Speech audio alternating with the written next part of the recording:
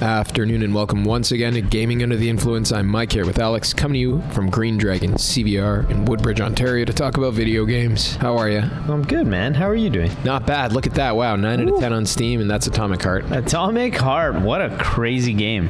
What a crazy game indeed. It hasn't been received as harshly, and I thought this would be more like a Forspoken situation where the critical reception was totally negative, right? We're on the negative side of the spectrum, but here we do have a bunch of positive reviews.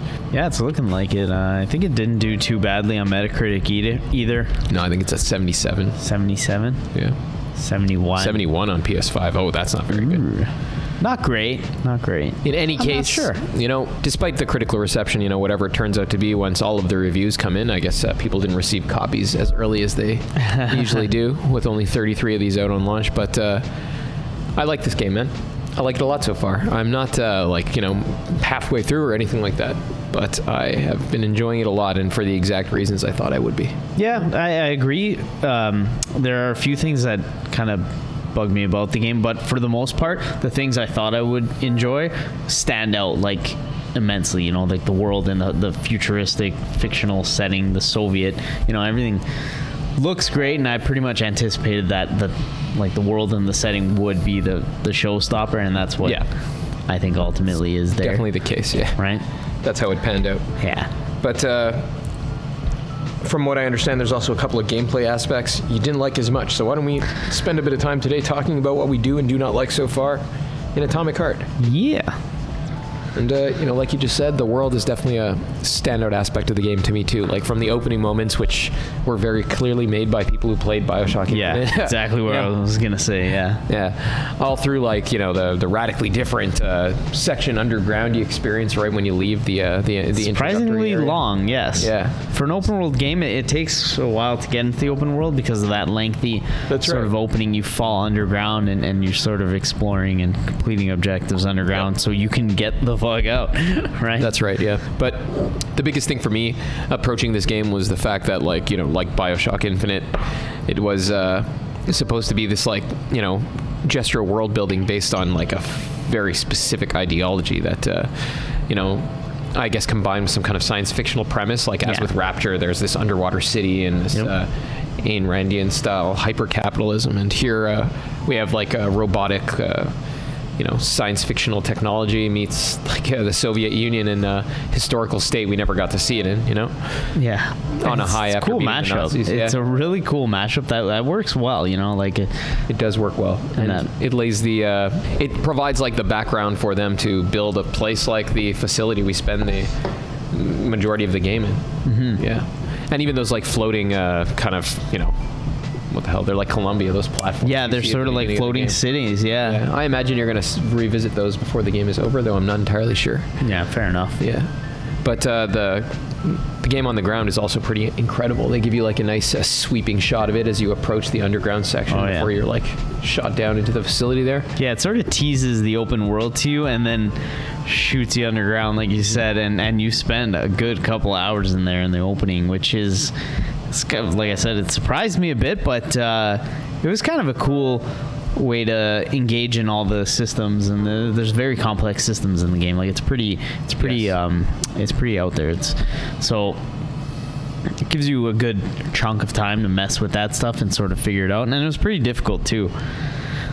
It's a very strange game, I'll say that. Yeah, definitely it's strange, I've seen complaints about the pacing being off, and I think that's even just another thing that we touched on before, that it just... I don't know how to put it into words. How do I think it shirks Western design conventions, such that the kind of loops we are accustomed to in most AAA Western games, people have probably seen people talk about this on YouTube before. There's these golden rule time frames that people choose, where they're all right, in my world, they're going to run into something every 30 seconds or every minute in the open. Oh, okay, yeah, distance, right? Or they have plot beats that need to occur at certain points in time, or they need to have puzzles that are not too complicated, and if they are, they give you a hint if you spend more than 15 seconds wandering. Right. Okay, that makes sense. This game is not user friendly friendly in that way. No, it's Simply not. not. The puzzles are challenging. They can be difficult and confusing and They're somewhat confusing convoluted. as fuck, and they just don't tell you anything. They give you no instruction whatsoever. Yeah. Trying this game before there was available information on the internet, like I got stuck many times. Yeah. I didn't even bother to try and look up anything. I tried it. I couldn't. Oh, did you? I got stuck many times. And I was like, what the fuck do I actually do here? Yeah, same. What the golden fuck do I do? It's messed up. You're just like, what the fuck is going on? It's kind of like it reminds me of like a Zelda experience though. At the end of the day, where it gives you somewhat of a harder puzzle or just something that you have to kind of use a little bit of brain power to figure out, right? Yeah, and I don't get me wrong, it annoyed me, and I was kind of frustrated at some points. Like, I almost gave up on the whole game at one of the fucking puzzles. I was like, I'm done. But pushing through it and figuring it out is kind of neat, right? It makes you feel good. It felt very much like a Souls-like at that part. Like, you're fucking hitting your head against it. Yeah. You're like, what the fuck am I doing? How do I do this? What am I doing wrong? Yeah. What the fuck? What am I missing? Like, there's all these moving parts. You're not sure how to manipulate them all in the right order. Very complicated. It's a very complex game. Like, everything about it is like extrapolated. It makes you realize like the extent to which Western games are designed is just like consumer products. That like the instant they rub against your sense of placid enjoyment, like the game has to make a concession to you, where people start fucking bitching on Reddit about it, right? Yeah, and so it's we're practically here, obscene. Like everything needs to be a masturbatory device, or it's just dismissed as poorly, whatever adjective. It's poorly paced. It's poorly this or that, right? Yeah, the main character is unlikable, blah blah blah. There's a lot of stupid shit. I guess that's another one, but fucking, at least in respect of this, like I understand why people would be saying, like you mentioned before, that it's poorly paced, but I think that comes from this place where it's simply not like designed according to the tastes of Western audiences, and I think that's for the best, right? Like it's for the better. Yeah. Same way that Souls is not, and why you see articles in the wake of those games being launched, like demanding concessions from the developers to the players, right? Yeah, I do appreciate that. I like the fact that the puzzles are like this. Even in the moment, it doesn't feel good, of course. Nobody's arguing that it's fun. It's a pain in the ass, but the fun is not the point, right? Like, the point is to see the beauty in the object that the designer is representing to you, right? And once that thing clicks and it fucking is clear, you're like, feels good for sure. It definitely is good. Push through that. You're like, that is a well-designed little puzzle. Yeah, they're very intricate, and they're also like pretty incorporated with the level design. That's right. Yeah, that's which is another cool thing. That is cool. That's one thing that's nice about them, right? Like we talked about this before, that maybe in Breath of the Wild, like even if the puzzles are sick, they just seem like they don't belong in the world. Yeah. It's like they're like toys you'd find in a toy box at Kelsey's or something like this, right? Like a ball puzzle or something like this. But here the puzzles are like all very much incorporated into the fiction and level design, right? Like you get to a place where you need to blow up this giant fucking mutated plant thing, and you have to get this like canister of flammable gas into the thing's like mouth or whatever. Yeah. And to do that, you have to manipulate these platforms, these rail platforms, and turn them all in the right direction and access the switches and shit. Push the train over, flip the platforms. That's right. It's just that was the one that I almost stopped playing entirely, because I'm like, that was quite tough. This is like excessive. There was a few fucking really, really good ones. There was that algae one where you had to like swim up the fucking shit. Oh yeah, the liquid tubes going up the ceiling and like get those turbines spinning. Yeah, you have to shock the turbines to get them going. I remember that was a pain in the ass, because I didn't realize that once you start chalking a certain amount of things, you have to, like, once you do the first one, then enemies start converging on your position. You're like, and I wasn't paying attention. I was just waiting for the train to get to the next thing I had to shock, and then they knocked me off and I died, right? I was like, fuck. Yeah, it's a pain in the ass. After that, it wasn't too much of a difficult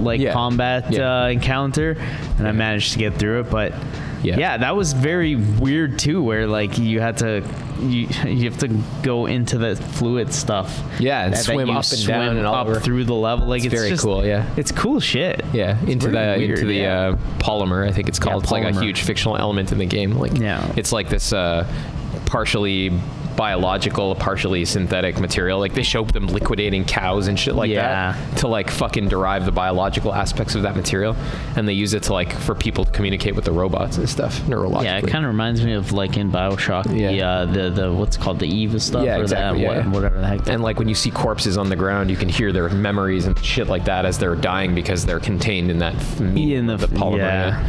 It's pretty cool, man. But Weird fiction shit. there's one more cool puzzle too. I don't know if you remember down in that facility where like you got to go into that fucking area full of the mutated human corpses with the plants and shit. Oh, yeah. And like the fucking, you got to fill this, there's like some canister you have to fill up with a substance that is generated as these turbines turn in this massive room. But as they're turning, these things start flying up into the turbines. You got to go out and shoot them. That's right. As the Yeah. canister's filling. It's And the turbines cool, stop. man. You have to shock them Yeah. to get them re-going. Yeah. That was a pretty cool one too. Yeah. That one surprised me. That whole sort of section under there surprised me because they had like sort of like Last of Us enemies, right? Yeah. I thought it was all going to be like robots and stuff, and Yeah, then see yeah. like the weird like fleshy things. the facilities are infested by the It's the sprouts. fucking. It's crazy. It's quite cool. Yeah, the fiction of the world is awesome. Mm-hmm. And it turns out there's like in the fiction of the game as well. There's like tension between the political structure of the Soviet Union and the Politburo there, and and this guy Sessionov who runs this facility where your character is exploring and trapped at this moment, right? And I'm interested to see how that develops. I bet you there's going to be some crazy twist about this guy. Like, of course, that's what the game is actually going to be about, right? Yeah, Like I'm pretty certain that's where it's going. your character is like unflinchingly loyal to this guy who saved his life on the operating table, and he's like this philosopher king of this crazy like futuristic city, but he's probably a bit of a lunatic at the end of the day, Oh, for sure. driven by like ideological. Tell from right from the get-go. Yeah. But yeah, it's very cool in that sense, and it doesn't disappoint when it comes to the fiction and the world building, and Yeah, and that's all like maybe 10 hours in. Like we haven't even touched upon sort of the open world and when things really open up. I mean, we also haven't gotten too deep into it, so still definitely in my first like 10 or 12 hours of the game. I'm in the open world, and I started to like manipulate like some of those mechanics, like you climb the towers there and you open gates, and Open you can gates, see, and because the whole premise is the robots are all connected by this polymer shit, this vast neural network. So it gives you this like fictional justification for using the terminals and shit like that you find around the world to control various things. Like you can move stuff that's connected to it or turn off robots or whatever. So that's a neat thing too, how they like really implement the consequences of that fiction in gameplay mechanics. I like that shit. yeah.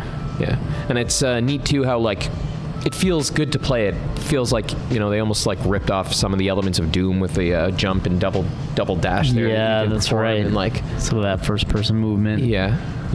I like how there's like spin attacks, and obviously being a first person game, you actually spin, and when you fall, you seem like you get knocked over a lot. Yeah. Like enemies can straight up kick you and you'll just get knocked over. It's a weird thing I've never really seen too much in FPS games. You got to dodge. Like you actually fall and your character gets up, and then same thing when you fall from like a high spot and you do like a roll. You actually, the camera rolls. Like it's just it's crazy. kind of a weird thing. Like I don't know, have we seen that before in other I don't games? know. Am I missing on Knockdown, that? perhaps not as Not in, like, as first well person, implemented right? or frequently implemented as it Yeah. is here. Yeah, it's definitely like a mechanic. They give you all kinds of ways to counter. Right. It's almost like it's like a parkour style thing, right? Where you camera physically is like rolling and falling over. It's not quite as like fluid feeling as something like Dying Light, which is definitely a parkour game. This game you feel more like a little bit of a sturdy, like tankish character instead of like all that fluid movement stuff. But you do have the jump and double dash, which you can use throughout the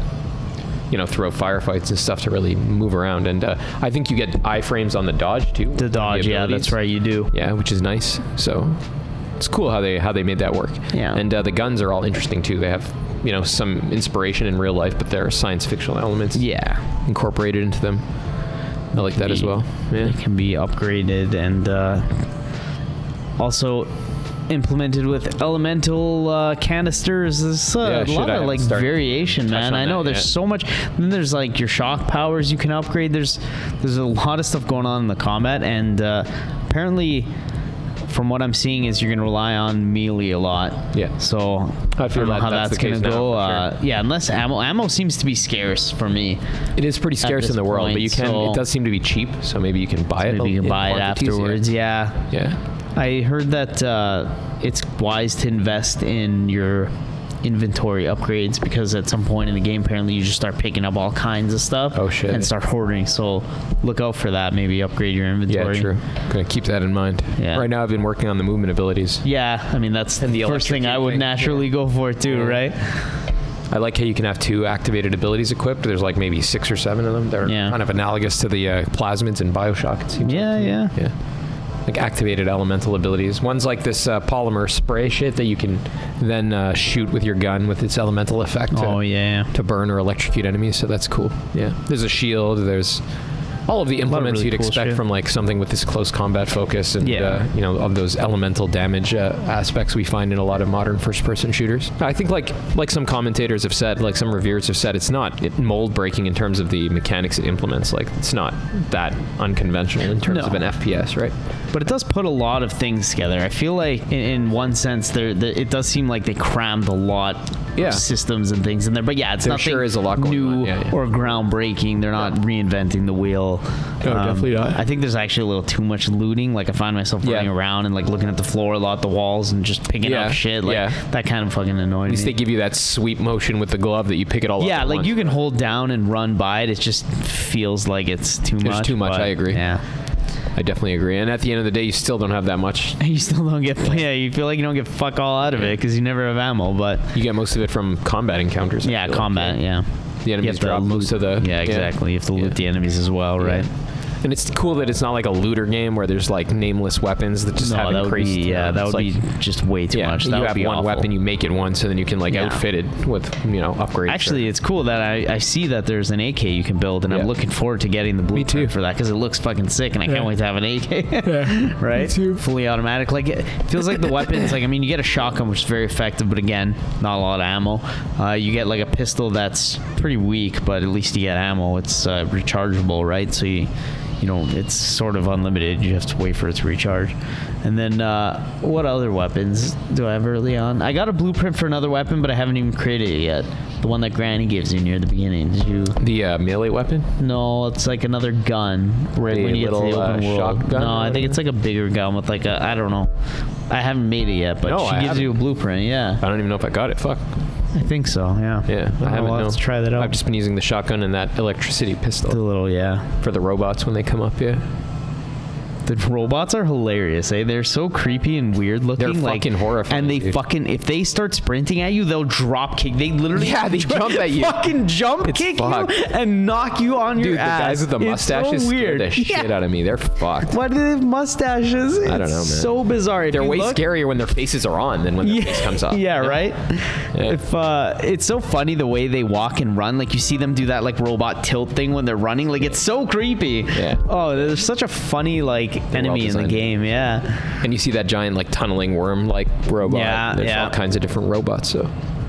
Yep, some big bosses coming up. I'm sure it'll be cool to keep going in this game and see what how it unravels. Yeah, it definitely will. Yeah. I liked it a lot so far. Just like with Harry Potter, I'm not disappointed. Yeah. It's been a banger of a year so far. Even Harry Potter, like I'm still going through that too, and fuck, what a great game. Approaching the end now, yeah. I've really enjoyed a bunch of games I've already played this year, yeah. Yeah. From Forspoken to Harry Potter to Callisto to this. Yeah. Even Dead Space Remake I've enjoyed. Yeah. Even Dead Space That's Remake. good already. Hey, 2 months, What look the at hell? that. I know, like it's crazy. I feel like we haven't even done enough justice to these games, like talking about it and making content about it because we just keep moving on. There's so moving many so good things fast. going on, like, Remember we used to make like 3-4 weeks of one game? Yeah. Yeah. Thank you guys very much for tuning in. It's been awesome. You try out Atomic Heart, you won't be disappointed. Yes.